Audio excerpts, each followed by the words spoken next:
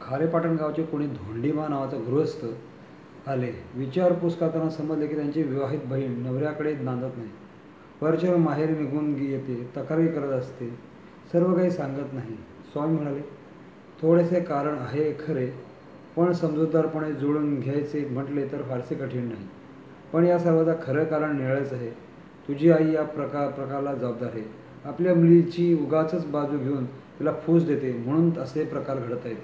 आता तू जरा कडक धोरण ठेव, थोडी ताठर वृत्ती स्वीकार, जरा रागवायला आण, बहिणीला सांग, आता परत आलीस तर घरात घेणार नाही, मला घेऊन काय सांगू नकोस, परत तिकडे नवऱ्याशी नीट समजुतीने जुळून घे वगैरे. त्यावेळी ते परत गेली.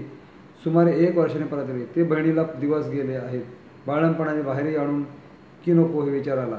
एक मार्गस्वर्गी आला होता. त्याच्या नात्यातले मुंबईच्या एका स्त्रीची हकीकत सांगत होता. तिच्या आजारपणाची एकूण माहिती, प्रकृती दोषांखेरीज जरा चमत्कार वाटणारी तिची वर्णन वगैरे स्वामींना ऐकवत होता. स्वामींनी जरा विचार केला. सांगावे न सांगावे अशी चलबिचल झाल्यासारखे होत दिसले. पण जरा वेळाने स्वामींनी असे करते का, तसे करते का वगैरे निराळे प्रश्न विचारायला सुरुवात केली. त्यांनी त्या सर्वांना होकार दिले. स्वामी नंतर विचारले, त्या तुमच्या नातेवाईकाकडे एक जेवण्या येतो का? तो मला होय. श्री स्वामी म्हणाले, तेच सर्व कारण आहे. तेव्हा तुम्ही खुबीने त्याला न दुखवता घरी यायचं बंद करून करायला सांगा, म्हणजे मग सर्व सुरळीत होईल. त्या सर्वांमध्ये त्या मागासवर्गीयाच्या नातेवाईकाच्या मुंबईच्या भेराळात येत असलेला जेवणा त्यांना पंचांगात मिळाला. तो खरा निघून त्यावर उपाय मिळाला. एक कुंभार होता, त्याला मुलाबाळ नव्हते, म्हणून तो आला होता. सर्व पाहून झाल्यावर स्वामी म्हणाले, तुला जर मुलगा दिला तर काय देशील? त्यावर ते तुम्ही सांगाल ते देईन, करेन असे म्हणाला. त्यावर स्वामी त्याला 200 रुपये देऊन यायला सांगितले, घेऊन आले आणि तोही बरे म्हणून निघून गेला. 2 दिवसांनी कुंभार परत आला. स्वामी त्याला का परत आलास म्हणजे, त्यावर तुम्ही सांगितले रुपये घेऊन आलो आहे असे तो म्हणाला. स्वामी हसत त्याला म्हणाले, अरे मी ते सारे थट्टेने म्हणाले होतो, पण तो काही ऐकेना. असे करू नका, माझे काम करा अशी गायवाया करूला. तरी स्वामी पैसे घेणार आणि स्वामींनी पैसे ठेवून घेतल्याखेरीज तोही निघून हलण्याची चिन्ह दिसेना. शिवजीने पैसे घेऊन ठेवले व त्याला मूल होण्यासाठी योग्य त्या प्रसाद वगैरे दिला व 1 वर्षाने मुलाला घेऊन तो दर्शनाला ये असे बजावले. आश्वासनाचे काणी पडताच त्या दाम्पत्य आनंद निघून गेले. ते 200 रुपये पागळ्यात घालून श्रीस्वामींनी एकाजवळ ठेवायला दिले व मी मागेन त्यावेळी ते म्हणून सांगितले. हा म्हणत वर्ष गेलं. खरोखरच तो कुंभार एक दिवस आपल्या नवजात बालकाला घेऊन पत्नीसह दर्शनाला. दर्शन, प्रसाद, चहा, जेवण झाले. स्वामींनी ज्या कोणी ग्रस्ताकडे पैसे ठेवले होते त्याच्याकडून ती रक्कम परत मागून घेतली. ती रक्कम त्या कुंभाराला परत करून लागले. आपले काम सांगितल्याप्रमाणे झाले होते म्हणून तो ते पैसे परत घेणार. स्वामी म्हणाले, तुझा मुलगा जगून चांगला व्हायला हवा की नको हो, पेस तो कसा सोडवणार? याला प्रश्न उत्तर सापडेना. त्यामुळे पैसे निमूट परत घेणे त्याचा अखेर भागच पडले. नंतर आम्ही त्याला सांगितले, तुला काही पैसे खर्च वगैरे करावे असे वाटत असेल तर ते येत्या कार्तिकेच्या उत्सवाच्या वेळी श्रीहरेश्वराच्या देवळात दिवे लाव. अगदी तुला वाटेल तेवढा लाव, मी तुला मुळीच नको म्हणणार नाही. त्या वर्षी त्याने दिनात 1000 तिले पणत्या आणून त्रिपूर व देवळाची संपूर्ण आवाराचा परिसर दिव्याने उजळून टाकला. जणू सर्वांच्या डोळ्याचे पारणे फिटावे असा दीपोत्सव साजरा केला.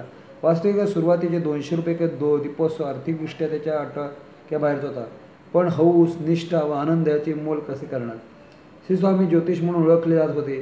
ती यांचीही परीक्षा पाहावी असा विचार काही जणांच्या मनात आला. एकदा राजूच्या कोर्टात कामासाठी श्रीस्वामी आपल्या वकिलाकडे गेले होते.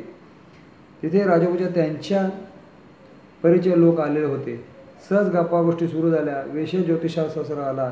इतक्या सामान्य कुंडली स्वामीपुढे ठेवली व पाहायला आहे. स्वामीने एक दृष्टिक्षेप कुंडलीवर टाकला व पुढी घालून ठेवली व तो गुरुस म्हणाला, काही सांगितलं नाही? स्वामी म्हणाले, सांगायचं काय, कुंडली बहुपितृदर्शक आहे. गुरुस म्हणाले, म्हणजे काय? स्वामी म्हणाले, अगदी स्पष्ट सांगायचं म्हणजे कुंडली हा चतुष्पद प्राण्याचा आहे. आता त्याची कुठली आयुष्याची माहिती हवी आहे ते का?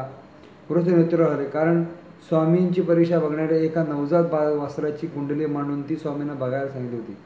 एक शेतकरी कुटुंबात स्त्री आपले कानातील काही लहान दागिना हरवला त्याबद्दल प्रश्न विचारला आली होती. स्वामींनी पंचांग पाहून सांगितलं की पाणवठ्याजवळ पडले आहे. स्त्री म्हणाले, नाही हो, सकाळपासून तिथली ती जागा आम्ही सर्वांनी अनेक वेळा पुन्हा हुंडली पण काही मिळाले नाही. त्यावर स्वामी म्हणाले, जिथे भांडी घासली होती तिथे ग्राहक आहे. त्याचा जरा मागच्या बाजूला वडाच्या पानाखाली आहे, तो बघ आणि मिळाल्यावर सांग. त्याप्रमाणे ती गेली. शोधी नेमका त्या ठिकाणी दागिना मिळाला.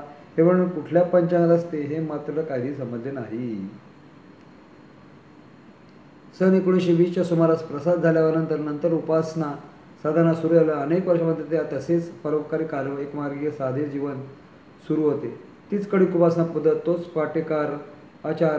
आता 1929 साली सद्गुरू आषाढ अरुण स्वामींची संदेशानुसार कोर्टात जाणे, खटले दावे लावणे, चालवणे थांबले होते. या काळात पांगरे येथे देखील या काळच्या अनेक साधकांनी सत्पुरुषांनी भेट दिल्या. काही गुरुमध्ये त्या मुस्कर महाराज, श्री विष्णू बुवा पटवर्धन व इतर अनेकांनी समावेश आहे. साधूंच्या भेटीतून संदेश वहनामुळे स्वामी आता अडलेल्या लोकांना अंगा अधोरा वगैरे देऊ लागले होते. त्याचे गुण देखील सर्वांना खात्रीपूर्वक येत असे. श्री स्वरूपानंद श्री स्वामी शिवानंद महाराज पांगरीचे, राजापूर. चॅनल लाईक करा, सबस्क्राईब करा आणि बेल आयकॉन दाबायला विसरू नका. जय श्री कृष्ण.